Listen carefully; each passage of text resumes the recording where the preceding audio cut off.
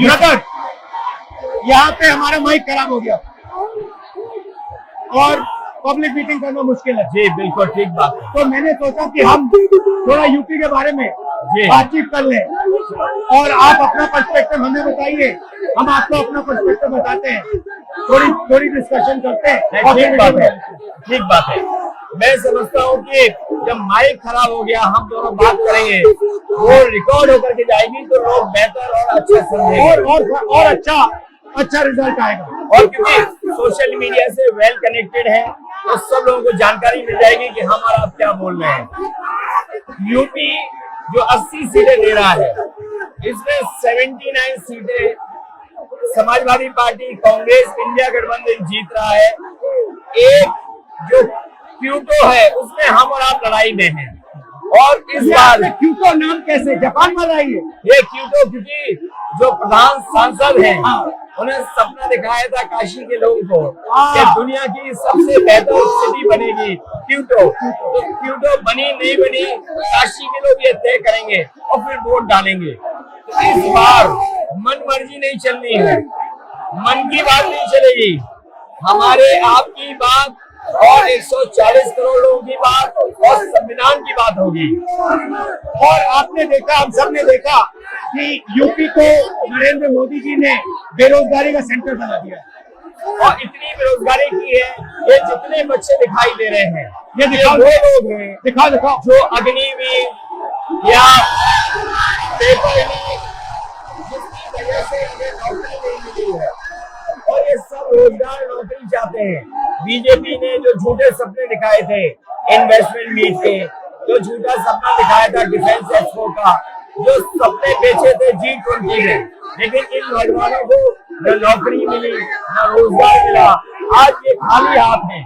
तो इसलिए हमें और आप मिल के जो आपने कहा, जो इंडिया गठबंधन कह रहा है कि 30 लाख बच्चों को नौकरी दी जाएगी, उस दिशा में हम लोग काम करेंगे। और पहली नौकरी पक्की स्कीम जिसके माध्यम से हर ग्रेजुएट को नौकरी का अधिकार, बेहतरीन ट्रेनिंग और बैंक अकाउंट में 1 लाख रुपए साल के। आपने नोट किया कि मोदी जी खटाखट बोलने शुरू कर दिए। ये आपके खटाखट के बाद वो रटारट खटाखट कर रहे हैं। अच्छा, आप एक बात बताइए, मुझे क्यूरियोसिटी है, थोड़ा आप अपने पापा के बारे में मुझे बताइए जी। मुलायम सिंह यादव जी के बारे में बताइए, आपने उनसे क्या सीखा? नेताजी और उनके साथ के लोग बिल्कुल जमीनी राजनीति करते रहे। हालांकि नेताजी कुश्ती, पहलवान और गाँव के थे। कुश्ती नहीं, मैं कुश्ती नहीं कर पाया जीवन में, क्योंकि मैं मिलिट्री स्कूल में चला गया तो कुश्ती नहीं कर पाया।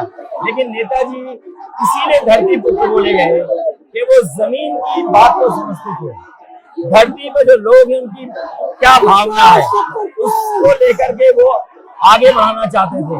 और आपका इस क्षेत्र से और इस शहर से आज का लगाव नहीं है, न जाने कितने सालों पुराना लगाव है।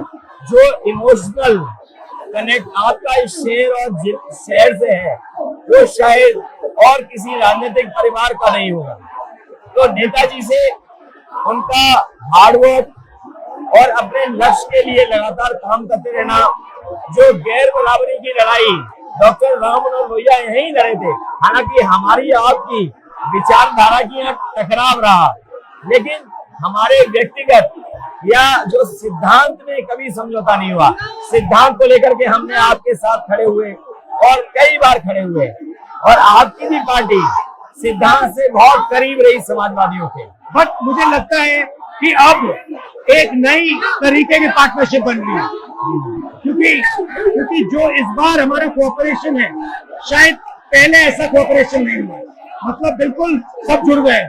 सबसे अच्छा ये है कि जितना उन्होंने कहा 2 लड़कों की जोड़ी, उतना युवा आपसे, हमसे, इंडिया गठबंधन से और जुड़ गया। तो ये नेचुरल अलायंस है, और नेचुरल अलायंस इसलिए लोग महसूस कर रहे हैं कि वो चाहते हैं कि नौकरी और रोजगार मिले, नौकरी और रोजगार मिले। तो ये बड़ी भावना है कि हमसे आपसे ये यूथ कनेक्ट कर रहा है। सबसे बड़ी बात, महंगाई की चोट सबसे ज्यादा इन लड़कों को लगती है। हमारी थिंकिंग है और आपकी भी है कि ये जो 22-25 लोगों को नरेंद्र मोदी जी ने पूरा का पूरा धन पकड़ा है, उसको ठीक करने के लिए जो हमारे युवा हैं, माताएं बहनें हैं, उनको डायरेक्ट बैंक अकाउंट में पैसा देना। देखिए, ये जो लोगों के पास पैसा पहुंचने से जो अर्थव्यवस्था को लाभ मिलेगा, मैं समझता हूँ इनका भाग्य में बनेगा और देश की अर्थव्यवस्था ही बेहतर होगी। ये जरूरी स्कीम है कि इनके अकाउंट में पैसा पहुंचे, इससे थोड़ा बहुत जीवन स्तर इनका भी अच्छा हो। नरेंद्र मोदी जी डिबेट से क्यों डरते हैं? क्योंकि वो सच का सामना नहीं करना चाहते। पूरा उनका झूठ का गुब्बारा है। वो बीजेपी और बीजेपी के लोग मन मर्जी से चलते हैं, अपनी मर्जी से चलते हैं और उनको लगता है कि डिस्कशन की कोई जरूरत नहीं है क्योंकि वो सब कुछ जानते हैं। डेमोक्रेसी में जितना डिस्कशन होगा, जितने विचार एक दूसरे को हम सुनेंगे और एक दूसरे पे भरोसा करेंगे, उतना हमारा लोकतंत्र मजबूत होगा। ये बीजेपी के लोगों ने न केवल हमारी जान को खतरा पैदा किया है, बल्कि लोकतंत्र को भी और संविधान को भी खतरा पैदा कर रहे हैं।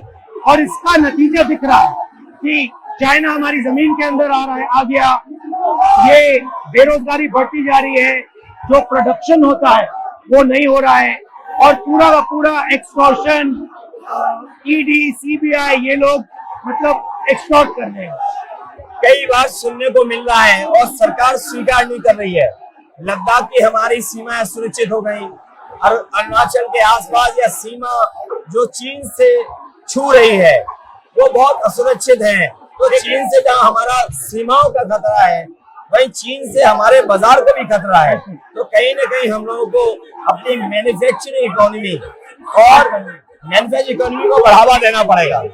और ये जो स्कीम है, पहली नौकरी पक्की और महालक्ष्मी, ये मैन्युफैक्चरिंग सिस्टम को, इकोनॉमिक सिस्टम को जंप स्टार्ट करने के तरीके हैं। ये बहुत अच्छा जंप स्टार्ट होगा। इसको अगर फोकस होकर के IIT, पॉलिटेक्निक, इंजीनियरिंग कॉलेजेस को, इन सबको इकोसिस्टम में ला करके, मैं समझता हूँ युवा नौजवानों को अच्छी नौकरी और रोजगार मिल पाएगा। और हमारा लक्ष्य है कि सब, हर जात को भागीदारी मिले, स्पेस मिले, हर इंस्टीट्यूशन में, बिजनेस में, एजुकेशन के सिस्टम में। तो वो हमारा, हम दोनों का लक्ष्य है। बिल्कुल। और क्योंकि जो बात सभी दल कहते थे, आज इंडिया गठबंधन कांग्रेस भी कह रही है कि सामाजिक न्याय जरूरी है, जाति गणना जरूरी है। देश के लिए ये बड़ी चीज है।